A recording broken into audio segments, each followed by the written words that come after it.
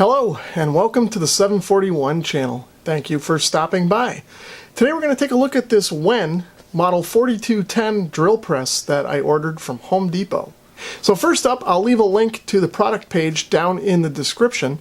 But for now, let's open the box, see what we have inside, and see what we need to do to get this thing assembled.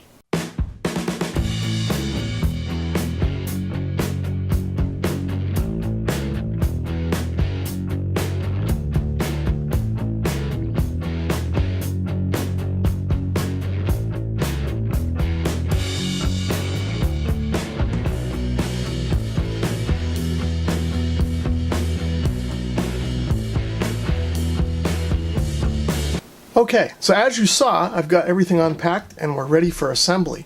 The first step is going to be to attach the column here to the base. The first thing I'm going to do is loosen this set screw that's in the collar on the base using the smaller of the two Allen keys that were supplied with the drill press. And we'll just slide this up and set these items aside.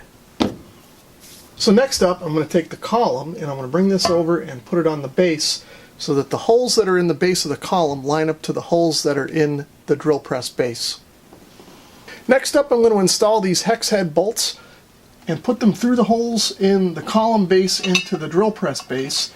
We'll thread those in, tighten them up by hand, and then I'll use a 13mm wrench to tighten them up to full tightness. So next up, I'm going to take this rack here and I'm going to orient it so that the end without teeth is facing up. And then what I'm going to do is I'm going to insert it into this groove that's in the table bracket here, like this. And then I'm going to bring this over and I'm going to drop it onto the top of the column. And then we'll let this slide all the way down to the bottom. Next up, we're going to install this crank handle on the side of the table here where this pivot is. So hopefully you can see in the shot here that this pivot has one flat side. And we're going to line that up to where the set screw is here. Slide this all the way on.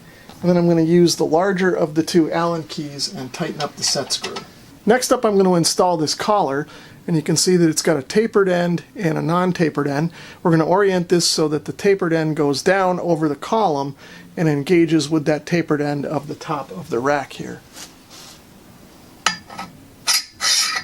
And then I'll use the smaller Allen key and tighten the set screw to hold everything in place. So next up, I'm going to get the table squared up to the base here, and then we'll take and tighten up this locking handle to lock the base in place. So next up, we're going to take the drill press motor and head assembly, and we're going to mount that over here to the top of the column. So the next step is to mount the drill press motor and head assembly over here onto the base. So right about in the middle of all this, there is a receptacle that we'll place over the top of the tube here. Now I'll mention that this thing is kind of heavy, so you'll want to make sure that you use proper lifting techniques or get somebody to help you put this thing on here.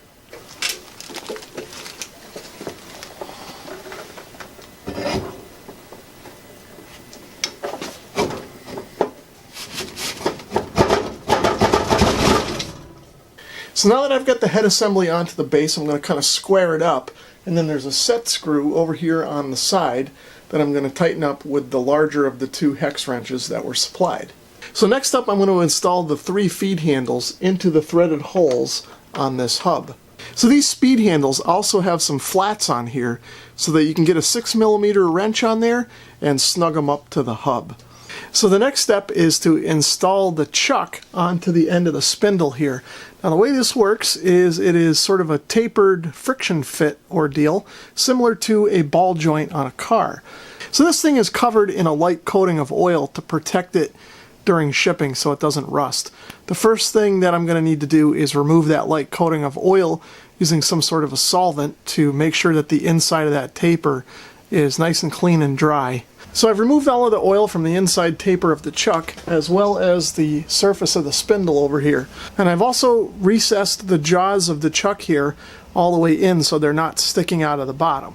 So the next thing I'm going to do is put the chuck onto the spindle and push it up as hard as I can by hand first, just so that it stays on there. Next up, I'm going to take a block of wood here, put that under the chuck, and then use a hammer to tap it on the rest of the way.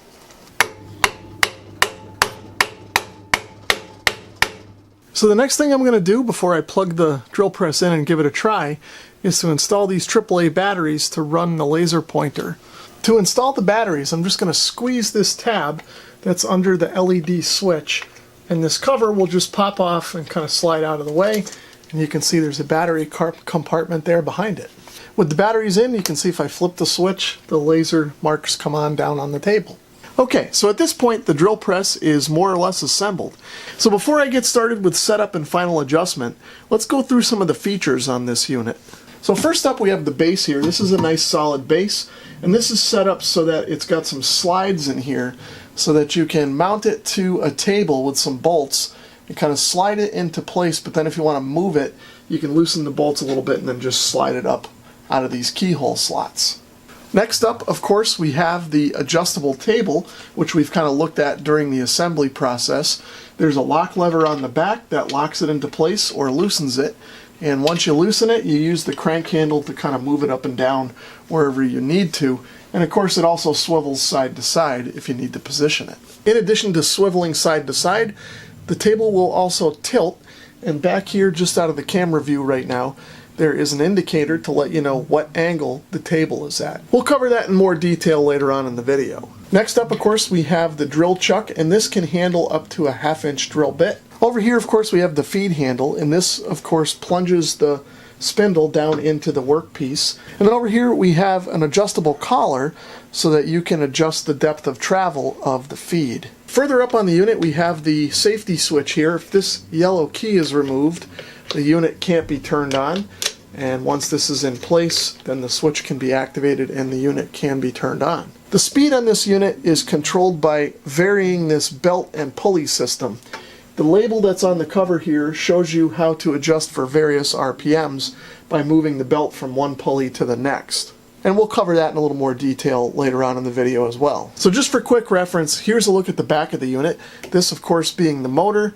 Here's the main column and the back of the table collar. Over here on this side of the drill press, you can see there's a switch up front to turn on and off this work light that's under here. And this shines a fair amount of light down on the workpiece so that you can see what you're doing if your lighting conditions aren't ideal. And then of course up here we talked about this a little bit already. This is the switch that turns on and off the alignment LEDs. The LED elements themselves are these brass knurled pieces that are down here underneath the gantry, and those can be adjusted by loosening some set screws here in the side. Once again, we'll cover that in more detail later on. Last up, this is the lever that locks the table in place. In order to adjust the height, you would just kind of swivel this around and loosen it, and then you can use the crank over there to raise and lower the table. Once you've got the height set where you want, you gotta tighten this thing back up. Okay, so let's get my wife's cat out of here so that we can do some of the initial setup on this thing, and then we'll give it a try and see how it works. So the first adjustment that I've made is to get the work table kind of positioned so that it's in line with the drill spindle. And the way that I've done that is to put a 3/4 inch spade bit in the chuck here. And of course I've used the supplied key to lock it into place. And then what I can do is I can use the feed handle to kind of feed it down and see if it goes through the center hole. Now of course it is going through the hole, so that means everything is clocked fairly well. So next up what I'm going to do is check that the table is parallel to the spindle. So you can see what I've got here is a fairly good sized drill bit in the spindle and locked in and tightened up. And then of course I have this dial square here. I've got one end up against the spindle and I got the other end on the table. And hopefully you can see from the dial here that we are off a little bit.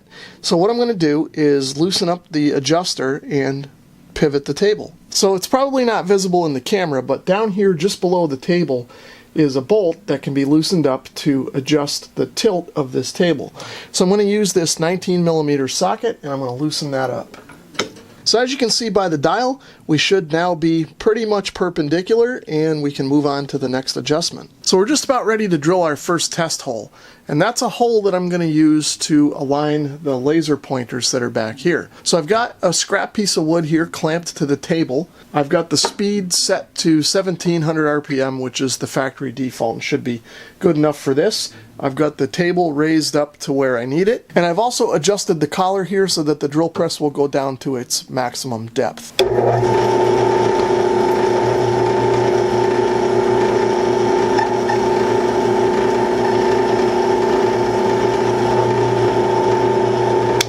As you can see, we've drilled a fairly small diameter hole in this workpiece.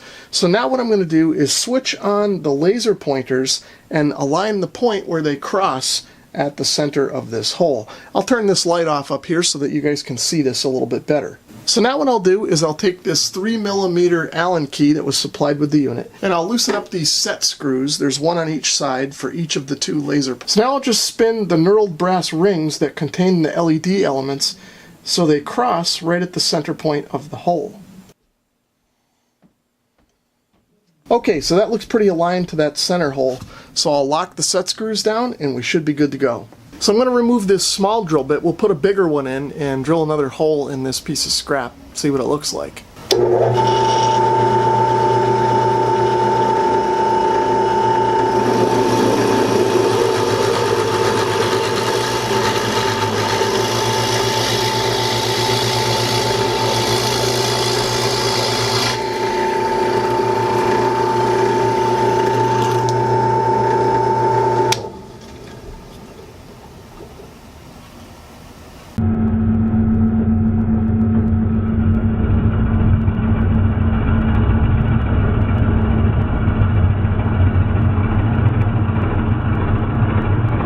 Okay, so there you go, we have a hole.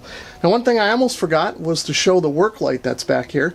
You can see if I flip the switch on, you can see it lights up the piece pretty well. Here's what it looks like with my direct overhead light turned off.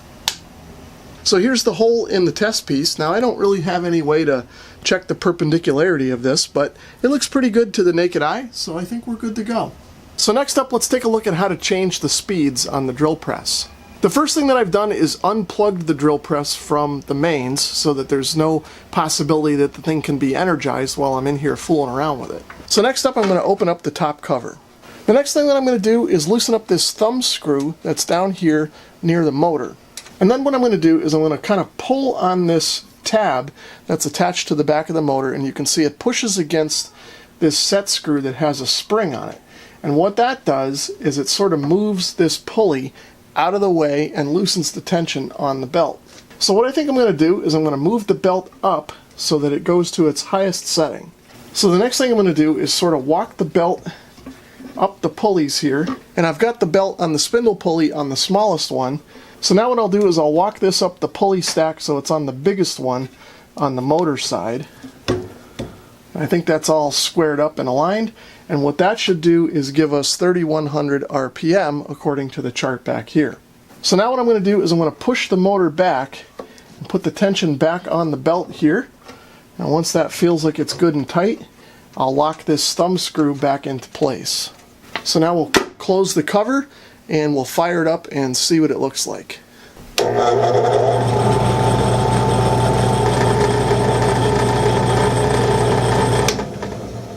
So that's pretty much going to wrap things up for the WEN Model 4210 drill press.